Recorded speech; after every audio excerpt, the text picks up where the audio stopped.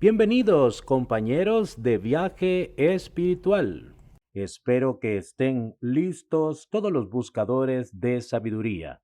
Seguimos con las enseñanzas del Rebbe Nachman para poder edificar nuestras vidas. Un saludo para todos, así que comenzamos. El sistema esquelético y muscular, el torso, los brazos y las piernas. Introducción. Hemos visto que las 613 misbot se dividen en 248 mandamientos positivos y 365 prohibiciones. Estos corresponden a los 248 miembros y 365 venas y tendones del cuerpo humano. Los 248 miembros enumerados en la Mishnah son de hecho los de el hombre. Ojalot 1.8. El Talmud en Bejorot 45a agrega otros 4 miembros que pertenecen exclusivamente al sistema reproductivo femenino, lo que le da a la mujer un total de 252 miembros. Dado que la definición talmúdica de miembros incluye varios órganos, articulaciones y huesos. Por ejemplo, los 4 miembros adicionales atribuidos al cuerpo femenino. Existe una discrepancia entre el Talmud y las descripciones científicas contemporáneas con respecto a este número. La medicina occidental moderna cuenta cerca de 208 miembros en el cuerpo humano. Este tema se encuentra desarrollado en varios estudios. Hemos mencionado repetidamente las afirmaciones de la Torá con respecto a que el hombre fue creado a la imagen de Dios, específicamente a la imagen del nombre divino Yud-Hei Vau-Hei. Esto se refleja de varias maneras y en varios niveles diferentes. Visto desde dentro hacia afuera, el esqueleto humano corresponde a la yud, los nervios y tendones a la primera hei, la carne a la vav y la piel a la hei final. Visto desde arriba hacia abajo, los dos hemisferios del cerebro corresponden a la yud y a la primera hei. El torso y los brazos corresponde a la vav y las extremidades inferiores corresponde a la hei. Esto nos enseña que sea cual fuera la manera en la cual lo consideremos, el cuerpo humano está previsto como un templo para la presencia de Dios en este mundo. No existe nada en el cuerpo humano que no tenga algo que enseñarnos sobre el servicio a Dios. En esta sección estudiaremos las dimensiones espirituales inherentes a los huesos y la piel, el torso, los brazos y las piernas. Como siempre, nuestro estudio se guiará por un principio básico, que en esencia somos seres espirituales que habitan en un cuerpo físico, como opuesto a seres físicos dotados de alma. Esta importante distinción con respecto a la manera en la cual nos percibimos es lo que determina cómo vivimos en este mundo. Es el principio subyacente que nos guía para comprender el alma de la anatomía.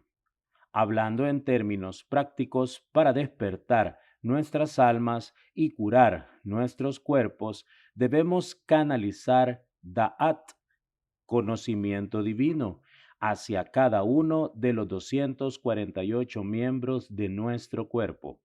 Este es el propósito de los mandamientos, específicamente de los 248 mandamientos positivos de la Torá. La Torá es la luz divina, la inteligencia universal que continuamente se difunde por toda la creación. Nuestro trabajo es llegar a ser conscientes de esta luz e internalizarla en cada célula de nuestra mente, de nuestro corazón y de nuestro cuerpo. En palabras del Rebbe Nachman, esto es lo que establece nuestra conexión con Moshe, el hombre que dominó el plano físico más que cualquier otro ser humano y que por lo tanto llegó a ser digno de transmitirle la Torá a Israel. Esta conexión está aludida en la advertencia de la Escritura con respecto al alcoholismo. Proverbios 31:5.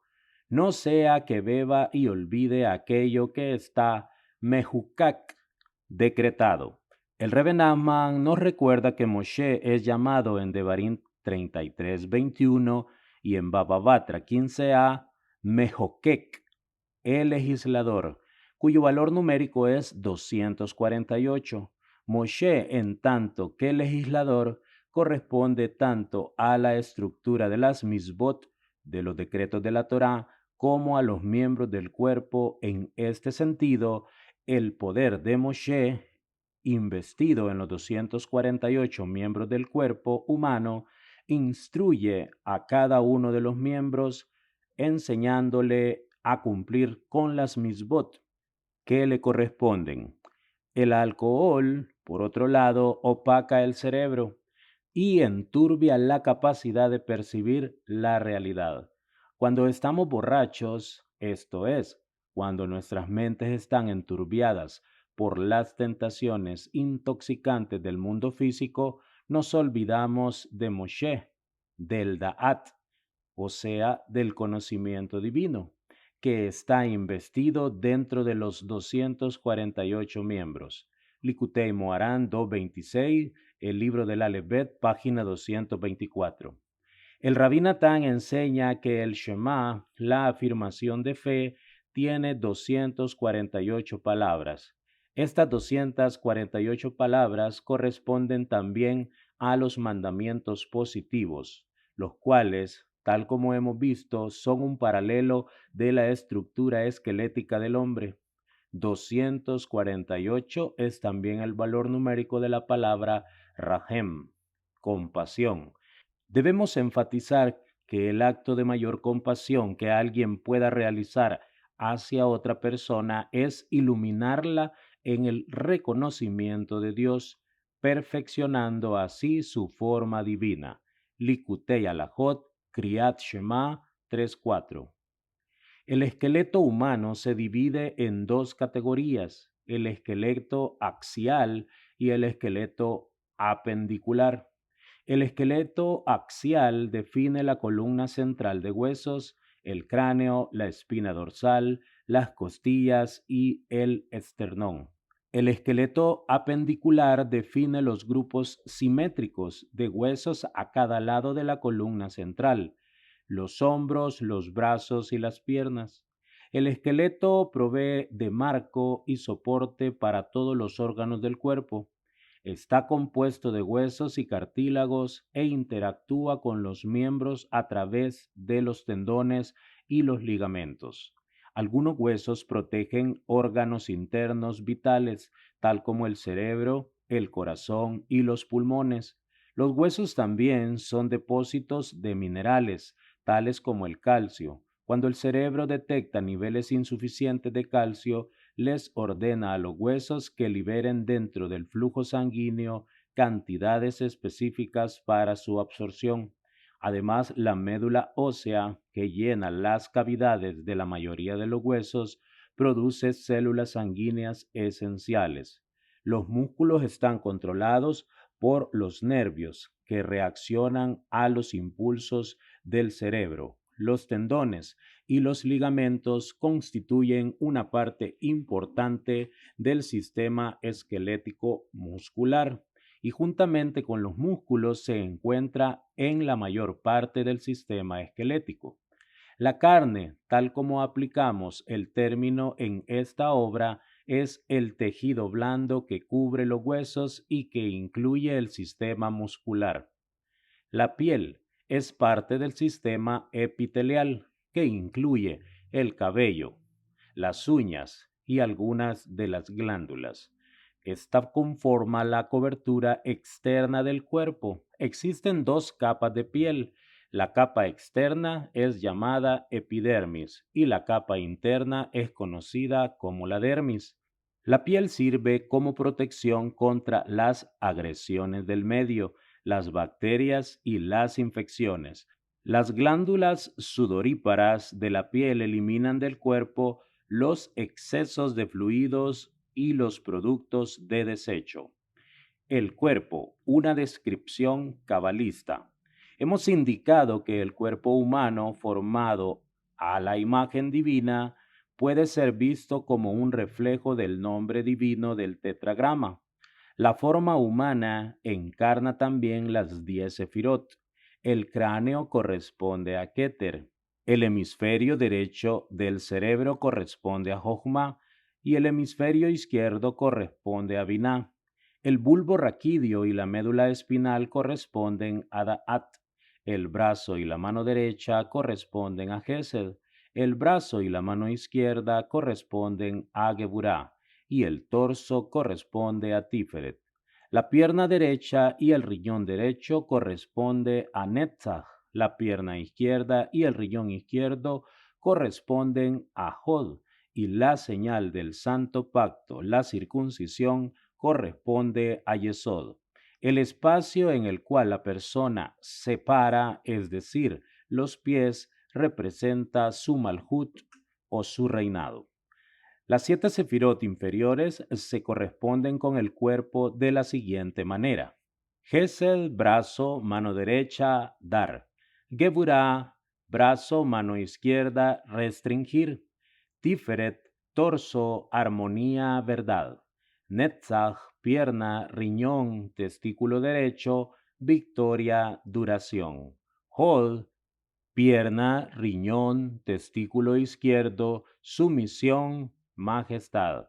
Yesod, órgano sexual, pacto, canal. Malhut, pies, corona del miembro, pareja, espacio, recibir, reciprocidad. En su estado ideal rectificado, las 10 sefirot se ordenan en 3 columnas, derecha, izquierda y centro. La columna derecha y la columna izquierda representa fuerzas espirituales extremadamente poderosas y opuestas. La columna derecha siempre representa misericordia y bondad, mientras que la columna izquierda representa severidad, disciplina y restricción. La columna derecha se caracteriza por un amor y aceptación incondicional y una voluntad de trascender los límites mediante la unión de un yo con otro. La columna de la izquierda enfatiza las obligaciones y las responsabilidades, determinando límites y definiciones del yo, mientras que cada columna por sí sola podría parecer no tener nada que ver con la otra. En verdad, ellas son opuestos complementarios. Esta relación se concreta en la columna del centro, es función de la columna central el sintetizar las fuerzas aparentemente opuestas de la derecha y de la izquierda, generando armonía, unidad y paz. Cuando la columna del centro funciona de esta manera, se dice que las 10 sefirot se encuentran en un estado rectificado.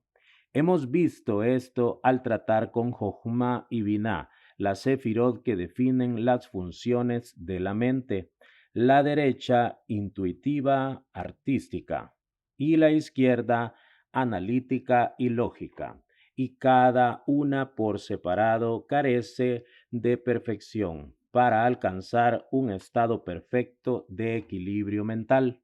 La mente humana requiere de Da'at, la confluencia de Jochma y Binah.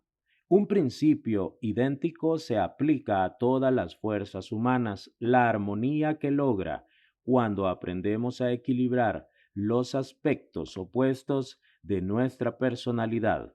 De acuerdo con las enseñanzas antiguas, no solo puede lograrse cuando la influencia unificadora de Jochma, Binah y Da'at, nuestra conciencia divina superior, fluye hacia abajo, hacia los compartimentos opuestos de nuestras midot, los rasgos de la personalidad y emociones.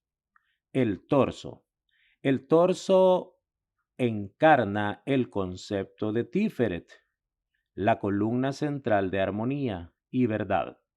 Representa el objetivo final de una vida armoniosa basada en la verdad. El torso equilibra las tendencias extremas de los lados derecho e izquierdo de nuestra personalidad, mientras que Gesed correspondiente a la mano derecha simboliza un dar y una aceptación incondicional. Y Geburá, la mano izquierda, simboliza la justicia basada solamente en el mérito del receptor. Tiferet, el torso, armoniza estos dos extremos. Es por esta razón que Tiferet es llamado a veces Rahamín, misericordia, y a veces Mishpat, un juicio apropiado y justo. Tiferet es así, un juicio misericordioso, un juicio atemperado con misericordia, el equilibrio final de dos aparentes opuestos. Es por esto que la palabra hebrea para designar al juez es shofet.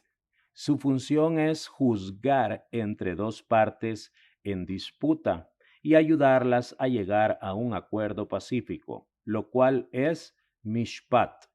Aunque nosotros como individuos podamos percibir la verdad de manera diferente, el juez verdaderamente sabio puede ayudarnos a reconocer y a aceptar las vastas diferencias entre los litigantes y puede incluso llegar a superar estas diferencias, de modo que podamos vivir juntos en armonía. Esta es la manifestación de Tiferet. El Rebbe Nachman enseña que Tiferet, la columna central, corresponde a la plegaria. La plegaria se asemeja a Tejilín 149:6, una espada de doble filo que corta todas las barreras entre la persona y Dios. Al orar debemos cuidarnos de no dirigir nuestra espada demasiado a la derecha, hacia Gesed, ni demasiado a la izquierda, hacia Geburá. Debemos mantenernos centrados. Likutei Moharán 1, 2, 3. El Rabí Natán explica esta enseñanza del Rebbe Nachman. Abraham, Yitzhak y Jacob encarnan las tres sefirot de Gesed, Geburá y Tiferet. Respectivamente, Abraham representa a Gesed, tal como puede verse claramente a través de sus bien conocidos rasgos de bondad y hospitalidad. Yitzhak es el paradigma de Geburá, pues él estaba deseoso de realizar el autosacrificio más grande en aras de Dios. Jacob es conocido como Tiferet, pues integró en su vida los dos atributos, el de su padre y el de su abuelo. Abraham tuvo dos hijos, Ismael e Yitzhak. Yitzhak también tuvo dos hijos, Esaú y Jacob.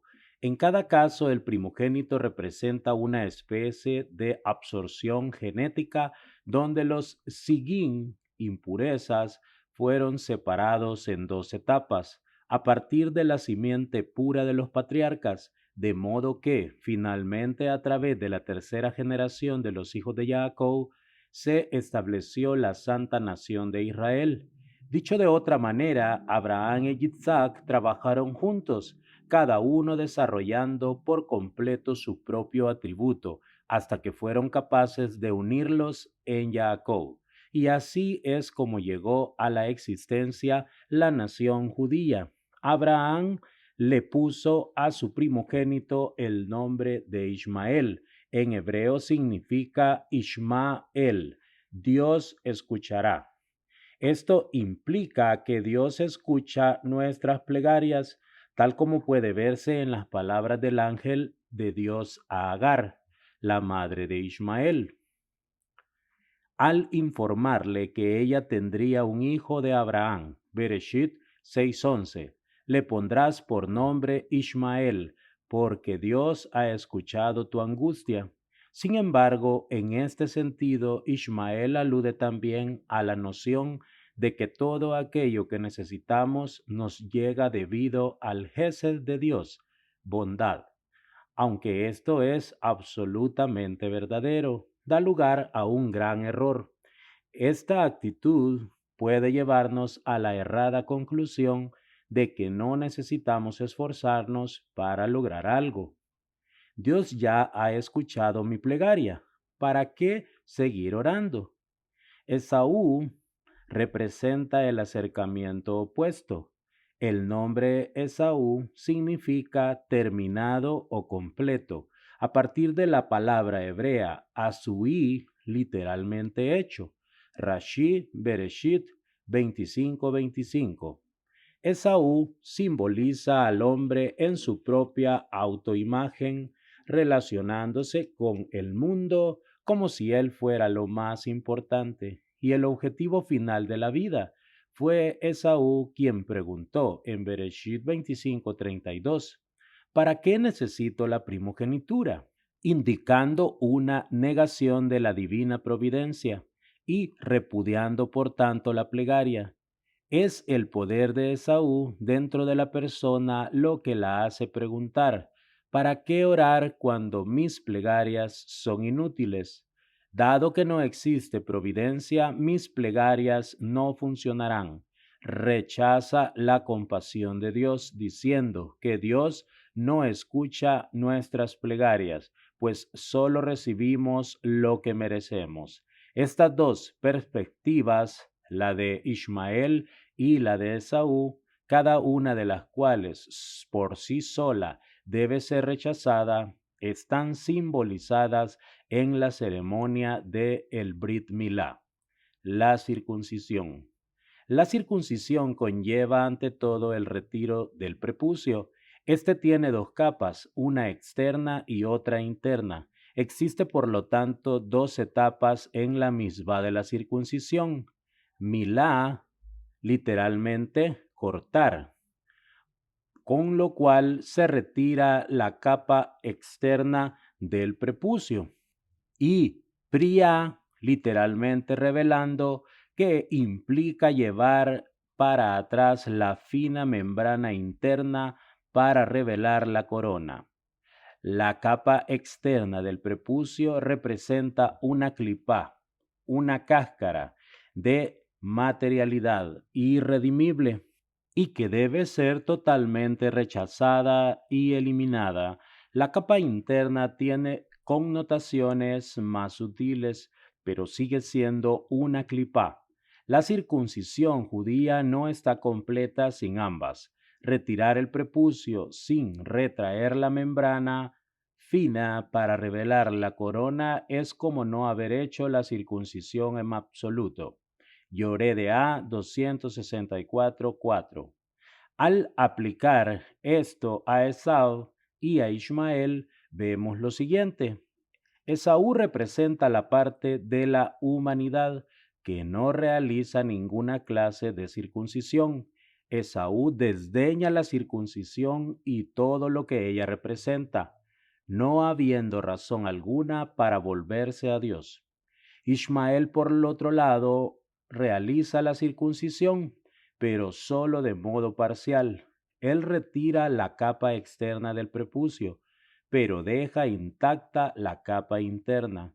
Aplicando esto a la plegaria, Esaú representa esa parte de nosotros que no quiere retirar el prepucio del corazón, mientras que Ismael representa esa parte en nosotros que trata, pero se detiene antes de completar el proceso.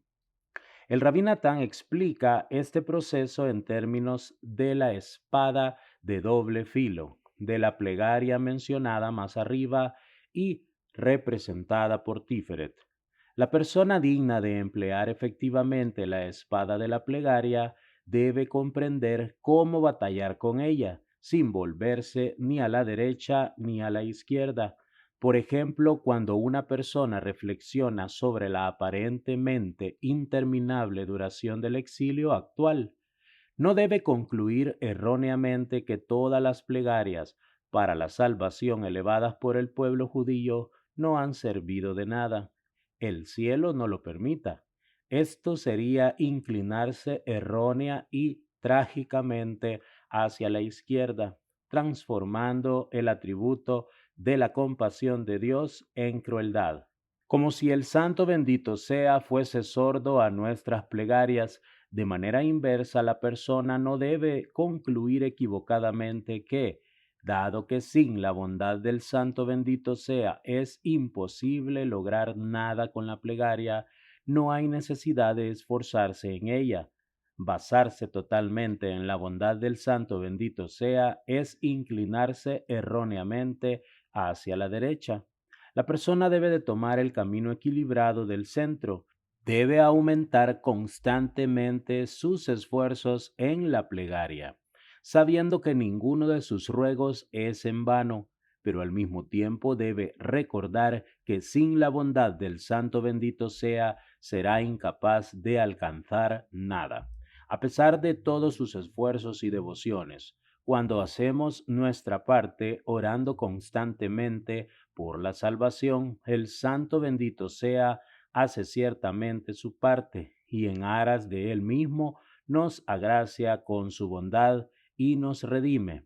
Para alcanzar este equilibrio se necesita la práctica de la caridad, la cualidad de Jacob como en justicia y sedacá, caridad en Jacob, Tehilín 99:4.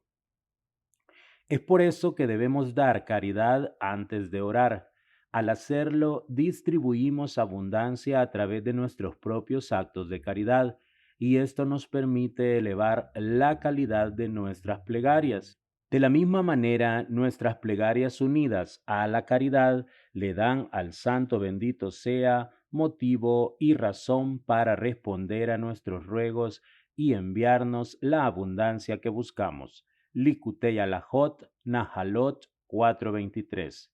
Jacob, el progenitor de las 12 tribus de Israel y la encarnación de la columna del centro, representa el sendero medio de la verdad que armoniza los dos extremos. Debemos seguir el sendero de Jacob en nuestra oración y tener fe en que Dios ha escuchado y aceptado nuestras plegarias, pero aún así debemos esforzarnos constantemente en intensificar nuestras plegarias, pues siempre hay mucho más por lo cual debemos orar. Carne y hueso. Cierta vez dijo el Rebbe Nachman, mucha gente se equivoca pensando que debido a que alguien es un sadik, debe verse y actuar de manera diferente de las demás personas. Esto no es verdad. El sadik se ve como cualquier otra persona y no se diferencia de ningún otro ser humano. Sin embargo, él es algo absolutamente diferente. Likutei Moharan 2:116-2. ¿En qué difiere el sadik del resto de nosotros? El Rebbe Nachman compara el alma con la tierra de Israel y al cuerpo con el río Jordán, que es el límite al este de la Tierra Santa. Un límite corresponde a algo que separa a la persona de la santidad. El cuerpo puede ser ese tipo de límite si nos dejamos arrastrar hacia las cosas que no son sagradas. Nuestros cuerpos toman la característica de esos límites que nos separan de la espiritualidad de la Tierra Santa. Antes de poder experimentar la verdadera espiritualidad, deberemos eliminar todas las vestimentas ajenas, las búsquedas materiales. Likutei Moharan 1:14-5. El sadik es alguien que ha cruzado el límite de lo físico y ha entrado en la experiencia espiritual. Su mente se encuentra en un estado de constante conciencia de Dios, la cual, sentida, compartida por su cuerpo, todo aquel que se esfuerce podrá alcanzar este estado. Esta es entonces la función de los miembros que componen la forma humana. Su trabajo es cumplir con las misbot, elevando así al individuo por sobre el nivel de lo físico, haciendo un uso santo de esa misma corporeidad. Así enseña el Rebbe Nachman, uno debe sentir una gran compasión por su cuerpo. El alma anhela ascender constantemente a niveles cada vez más superiores. Al crecer y elevarse, el alma debe de ser capaz de transmitir al cuerpo algo de la iluminación que obtiene. Sin embargo, para que esto suceda, el cuerpo debe primero subordinarse al alma. Este es el propósito de las misbot. Estas predisponen al cuerpo físico a recibir el influjo espiritual del alma. Mediante la observancia de las misbot, el cuerpo se transforma en un recipiente limpio y puro que puede ser iluminado por el alma. Esto lleva a un aumento de la fe y a niveles más elevados de espiritualidad. Likutei Moharán 1:22-5:8.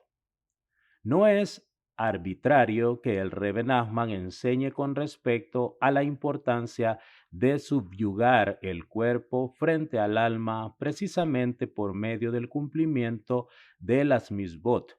La palabra misbah proviene de la misma raíz que zevet, que denota un grupo o equipo que se junta para un propósito común. La Torá es vista como una sola unidad que contiene muchas misbot separadas, cada una de las cuales corresponde a un miembro diferente del cuerpo. De la misma manera, el cuerpo es una unidad, aunque con muchos miembros separados. El cuerpo se mantiene unido a través de los tendones y los nervios. Estos tendones y nervios, también representados por las misbot, como se explicó antes, son de hecho extensiones del alma. Cumplir con las misbot de manera efectiva enlaza y junta todas nuestras energías en una sola unidad de trabajo, anulando las fuerzas opositoras que existen dentro de nuestro ser. Por otro lado, la palabra hebrea para pecado o transgresión es aveirá, de la raíz haber, pasar o atravesar. El término connota desunión e inestabilidad. Likutei Alajot Netilah Yadayim Shaharit 4:12. Mientras la observancia de las misbot, uno es capaz de juntarse reforzando la verdadera identidad, mientras que la transgresión produce un torbellino interior y la pérdida de identidad. Así enseña el Rebbe Nachman: para que una persona sienta paz en sus huesos, paz interior, debe tener temor al cielo. Esto lleva a la perfección del cuerpo y del alma. Likutei Moharán 1:14-8:9. Enseña el Rebbe Nachman: la palabra aveirá, transgresión, implica over, cruzar en sus huesos, de eiber, a eiber, de lado a lado. La palabra misbah, por otro lado, connota juntar. Cuando la persona realiza muchas misbot, une entonces los fragmentos quebrados de sus huesos, tal cual está escrito en Tejilín 34:21. Elohim cuida todos sus huesos, ninguno de ellos es quebrado. Likutei Moharán 1:4-6. El versículo afirma en Yehezkel 32:27, sus iniquidades serán grabadas en sus huesos. El significado de esto, enseña el Rebbe Nachman, es que cada aveirá, pecado o transgresión, posee su propia combinación de letras. Por ejemplo, si la persona transgrede la prohibición en Shemot 23, no tendrás otros dioses aparte de mí, destruye entonces esa combinación positiva de las letras de la prohibición y forma otra combinación negativa. Esta combinación negativa se graba sobre los huesos en cumplimiento del versículo Yirmiyahu 5:25. Vuestras iniquidades han alejado estas cosas buenas positivas, vuestros pecados han retenido lejos la abundancia. ¿Cómo puede revertirse este proceso? El Rebbe Nachman revela que la misbah de Vidui Lifnei Hashem, traducida generalmente como confesión delante de Dios, es el método más poderoso para eliminar los pecados grabados en los huesos, pues dice el Rebbe, el habla misma emana de los huesos, como está escrito en Tejilín 35:10.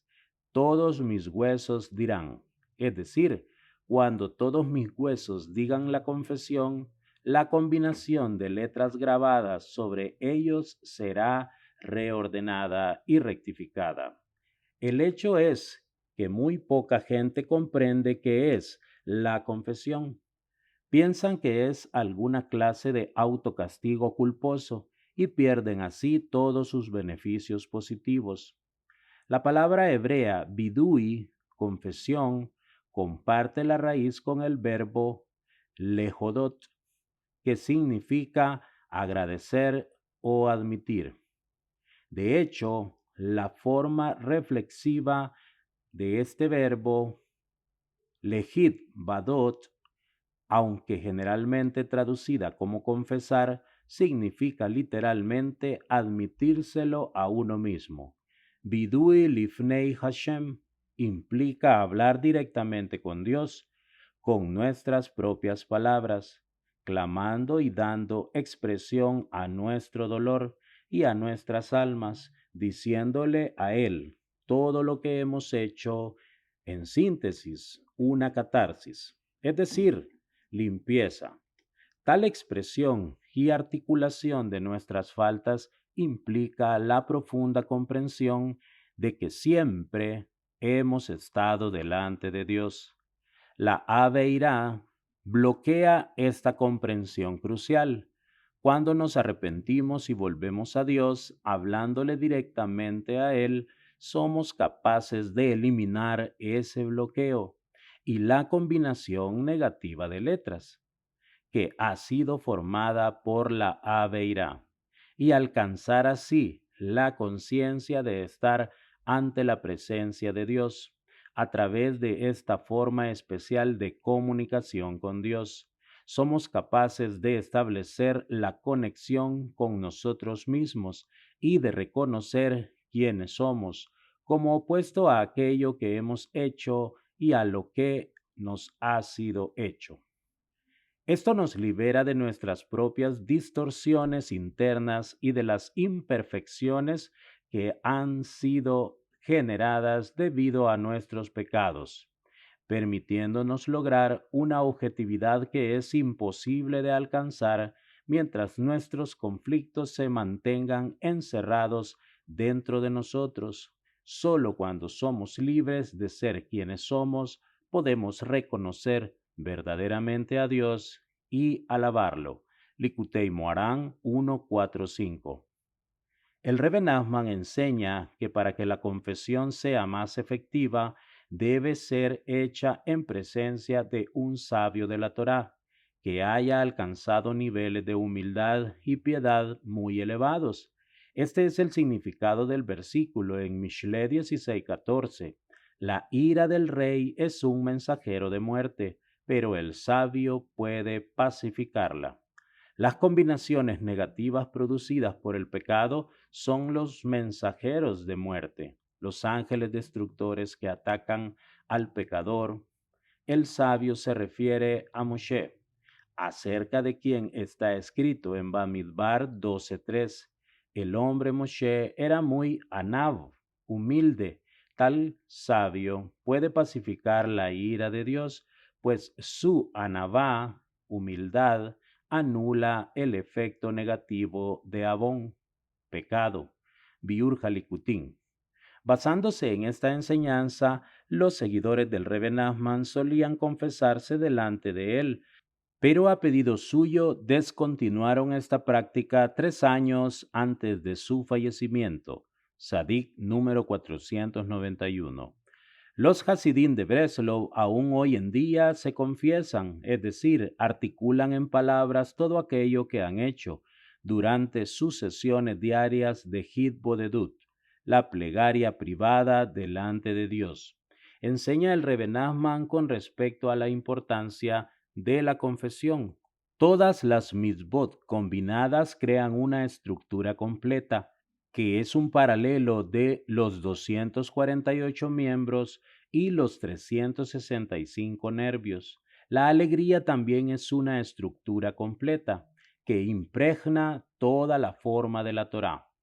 Como está escrito en Tejilín 19:9, Los preceptos de Dios son rectos, ellos alegran el corazón. Al cumplir las misbot con alegría, uno puede extender esa alegría de modo que sea sentida por todo el cuerpo. Cuando algún miembro específico no siente alegría, es una señal de que ese órgano ha sido manchado por el pecado. Como hemos visto, el acto de la confesión limpia la obstrucción de la mancha causada por el pecado. Esto permite que un sentimiento de alegría completa fluya a través del cuerpo entero. Likutei Moharan 1.178. Enseñó además el Rebe que cada clase de alegría física tiene su propio límite, mientras que la alegría espiritual es ilimitada. Alguien que puede ir más allá de las limitaciones del materialismo, utilizando su cuerpo para cumplir con las misbot y alcanzar así la espiritualidad, puede lograr una alegría completa y sin límites. Likutei Moharan 2.33.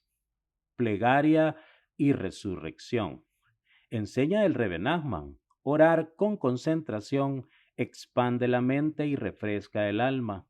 Esto trae nueva vida a los huesos. Una mancha en el alma es también una mancha en los huesos, como está escrito en Tehilín 6, 3 y 4. Mis huesos tiemblan, mi alma está asustada. Este temor proviene de no haber orado con concentración. Para eliminar toda mancha del alma y a su vez de los huesos, uno debe de orar de manera que sus propios huesos sientan las palabras, como en Tehilín 35:10. Todos mis huesos dirán, Dios, ¿quién es como tú? Esto se debe a que la concentración es una función de la mente y la médula ósea es la mente y el alma de los huesos. Cuando concentramos nuestras mentes en la plegaria, a la mente de los huesos, la médula ósea, cumple con sus funciones de la manera apropiada y refresca los huesos y los miembros. Likutei Moharan 1.67.9. Los huesos son asemejados a una suká, como en Job 10:11. Tú me has vestido con piel y carne, dentro de hueso y tendón. Teso quejeini. Tú me has ocultado. Orar con toda la fuerza y concentración corresponde al versículo en Salmos 35:10. Todos mis huesos dirán, Dios, ¿quién es como tú?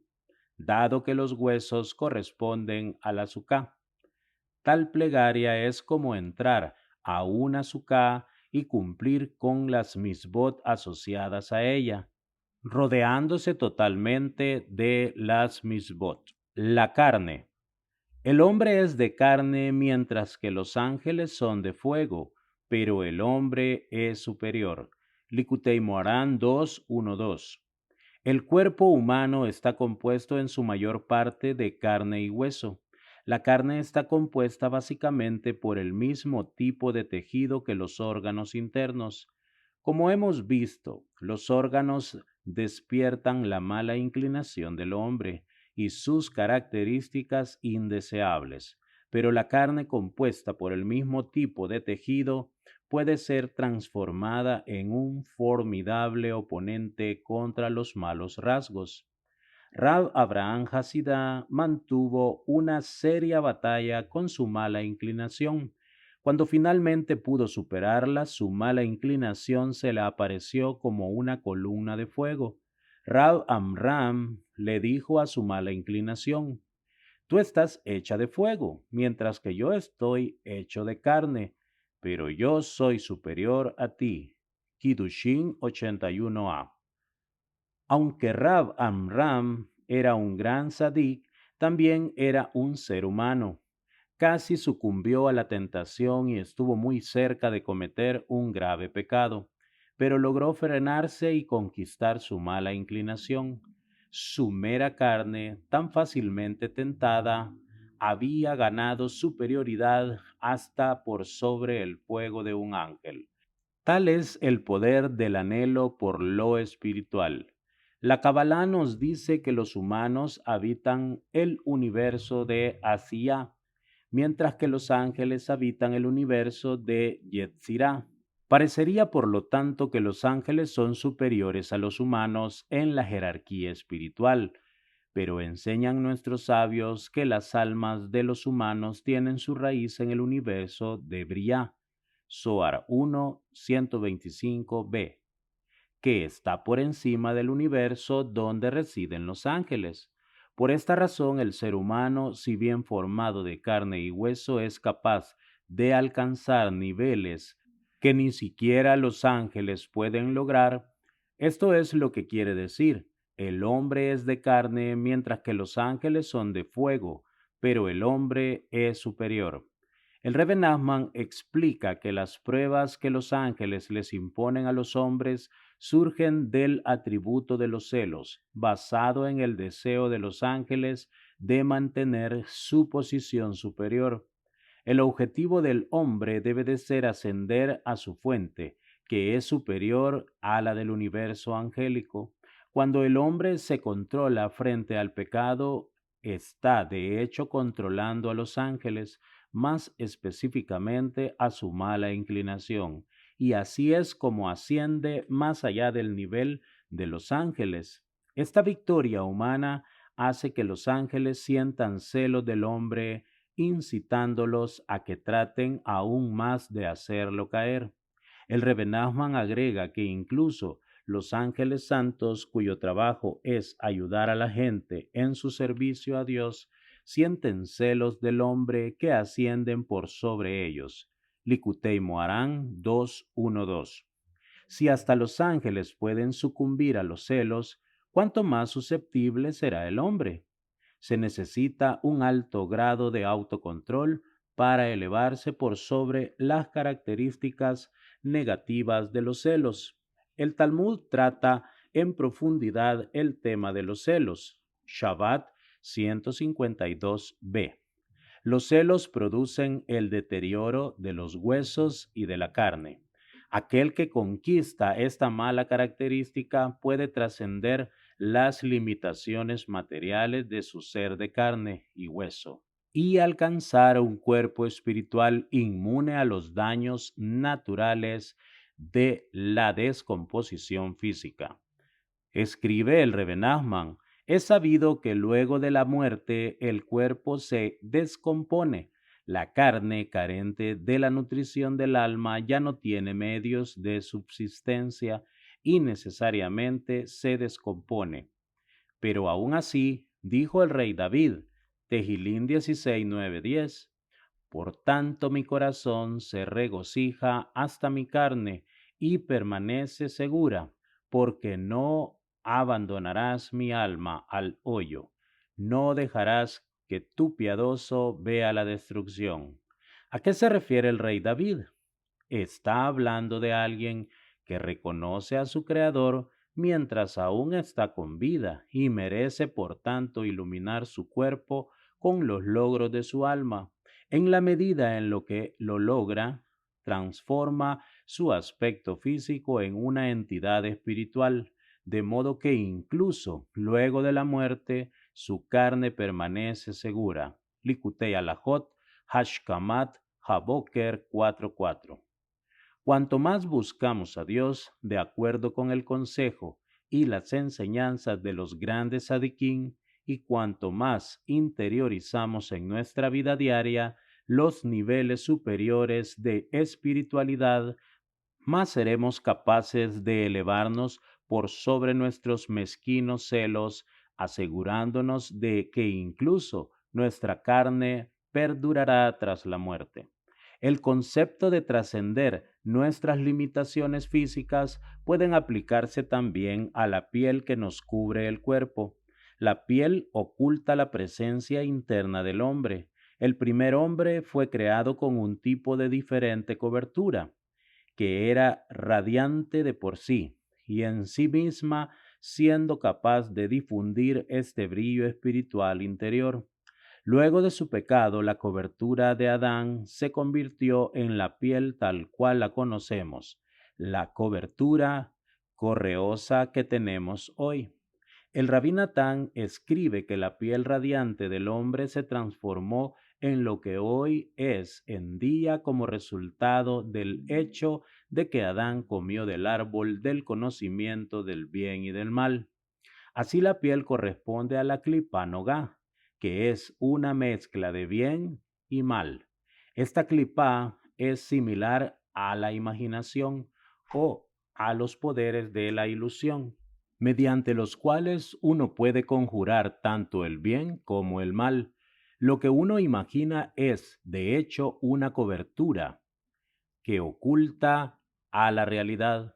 Nuestra tarea consiste en quitar todas las coberturas de la mente que ocultan en su interior el bien radiante y distinguir también entre el bien y el mal. Es mediante la búsqueda de la espiritualidad que el hombre podrá hacer que su piel irradie el bien que Dios creó hacia todos los sectores de la creación. Esto es parte del aura que uno siente ante la presencia de una persona santa. En otra lección, el Rabí Natán lleva este concepto un paso más allá. Hace un paralelo entre la piel y la fe y nos alienta a cultivar nuestros poderes de imaginación para fortalecer nuestra fe. Dice el Rabí Natán que incluso nuestra capacidad para relacionarnos con Dios se basa en la imaginación, pues de hecho no podemos concebir a Dios.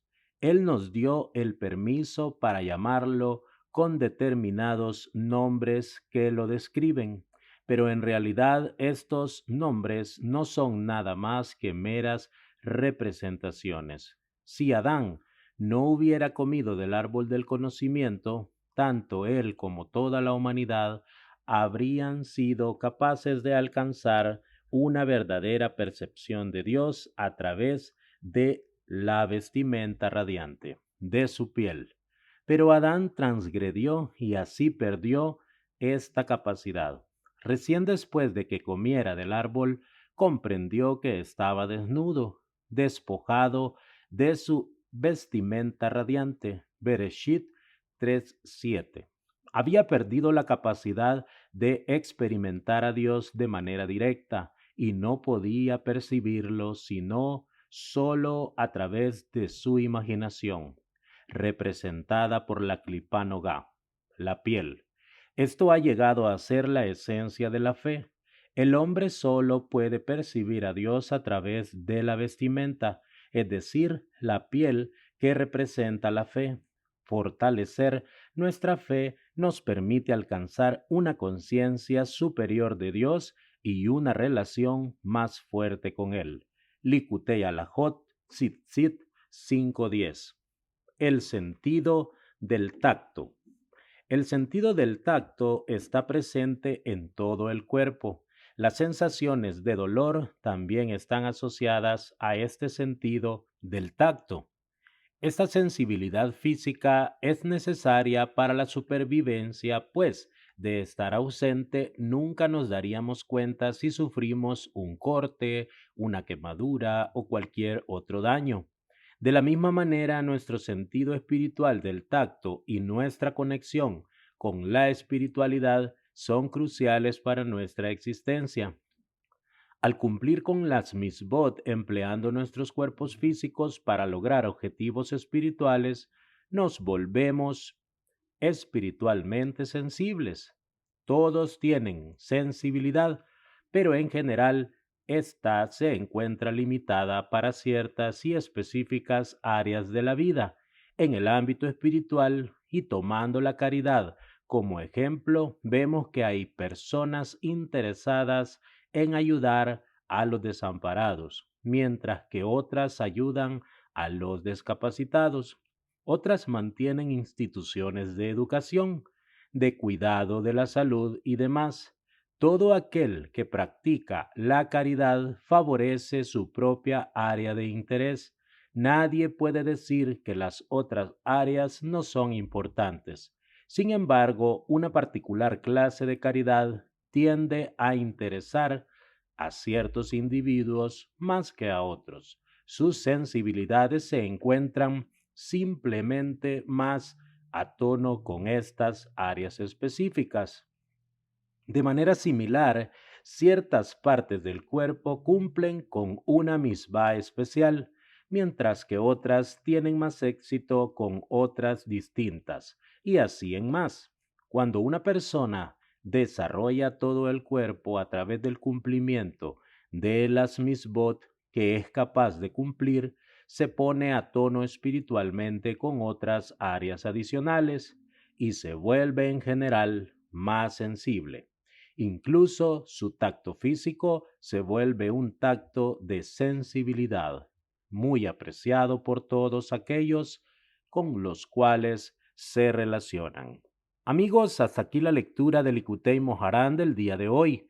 Hashem bendiga la obra de sus manos, que el Boreolán mande Parnasá Tová, tanto espiritual como material, a sus vidas, protección, salud y felicidad en sus hogares. Hasta la próxima con la ayuda del Boré Olam.